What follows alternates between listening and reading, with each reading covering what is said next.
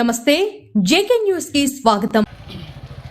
నా పేరు Oddipalli Chengaiah, AP municipal workers and employees federation Tirupati జిల్లా అధ్యక్షుడిని. ఈరోజు AP municipal workers and employees federation CIT ఆధ్వర్యంలో వెంకటగిరి మున్సిపల్ కార్యాలయం ముందు ధర్నా కార్యక్రమం చేపట్టడం జరుగుతూ ఉంది. ఈ ధర్నా కార్యక్రమం ఎందుకు చేపట్టాల్సి వచ్చిందంటే, వెంకటగిరిలో ఇన్ఛార్జ్ కమిషనర్గా పనిచేస్తున్నటువంటి శ్రీధర్ గారు మున్సిపల్ కార్మికులతో మాట్లాడేది సక్రమంగా మాట్లాడలేకపోతున్నారు. అలాగే ప్రజలతో కూడా సరైనటువంటి సమాధానం చెప్పలేకపోతూ ఉన్నారు. ఎవరు వచ్చి మాట్లాడినా వాళ్లతో తిక్కలుగా బూతులు మాట్లాడేటటువంటి పరిస్థితి ఈ వెంకటగిరి కమిషనరు చేస్తూ ఉన్నారు. కాబట్టి ఇన్ఛార్జిగా ఉన్నటువంటి ఈ కమిషనరు నిన్న మేము అర్జీ ఇవ్వడానికి పోయాం. మున్సిపల్ కార్మికులు రాష్ట్ర వ్యాప్తంగా నిన్న ధర్నా కార్యక్రమం జరిగింది.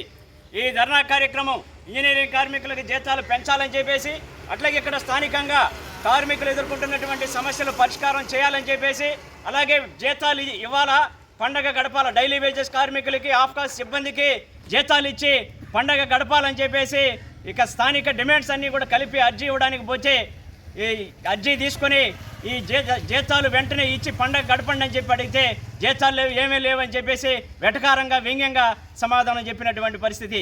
అలాగే అంతతో ఆగకుండా మీరు కమిషనర్ కదా, మీరు కమిషనర్ గారు కాబట్టి ఇక్కడ ప్రిన్సిపల్ ఎంప్లాయీ మీరు కాబట్టి ఇక్కడ కార్మికుల సమస్యలు పరిష్కారం చేయాల్సింది మీరు తప్ప, జీతాలు వేయాల్సింది మీరు తప్ప ఎవరు అని చెప్పేసి అడిగితే, బొక్కలో కమిషనర్ నేను అని చెప్పి అనే పద్ధతిలో బూతులు మాట్లాడినటువంటి పరిస్థితి.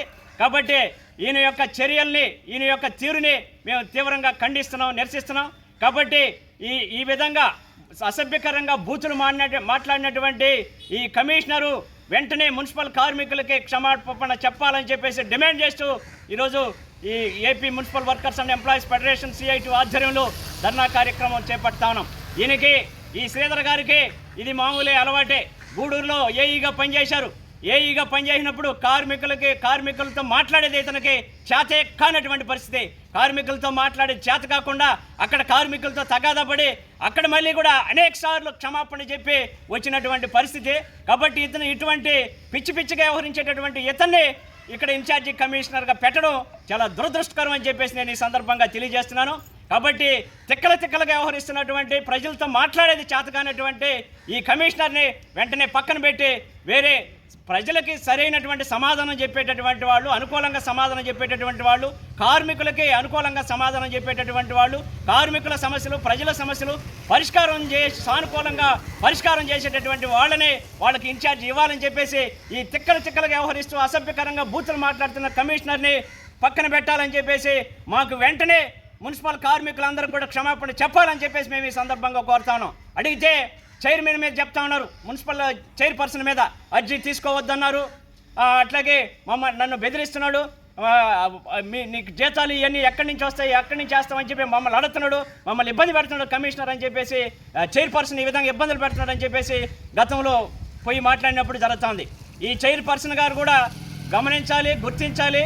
ప్రజల ఓట్లతో ఎన్నికయ్యి ప్రజల సమస్యల పరిష్కారం కోసం చైర్మన్ అయ్యారు తప్ప ఏదో వ్యక్తిగత విషయాలు వ్యక్తిగతంగా కాదని చెప్పేసి కార్మికుల సమస్యల పరిష్కారం చేయాల్సినటువంటి బాధ్యత చైర్పర్సన్ మీద ఉంది. అలాగే ఈ పట్టణంలో ఉండేటటువంటి ప్రజల సమస్యల పరిష్కారం చేయాల్సినటువంటి బాధ్యత చైర్పర్సన్ మీద ఉంది. కాబట్టి ఇటువంటి వాళ్ళకి ఈ విధమైనటువంటి సపోర్ట్ ఇచ్చి ఇది చైర్పర్సన్ అడిగిచ్చినట్టు ఉండదు తప్ప ఇంకోటిగా లేదు. దీన్ని మేము తీవ్రంగా ఖండిస్తున్నాం. చైర్పర్సన్ వెంటనే జోక్యం చేసుకుని కమిషనర్ దగ్గర వెంటనే క్షమాపణ చెప్పాలని చెప్పేసి మేము ఈ సందర్భంగా డిమాండ్ చేస్తాను. లేదంటే మా ఆందోళన కార్యక్రమాల్ని ఉధృతం చేస్తామని చెప్పి ఈ సందర్భంగా తెలియజేస్తున్నాను.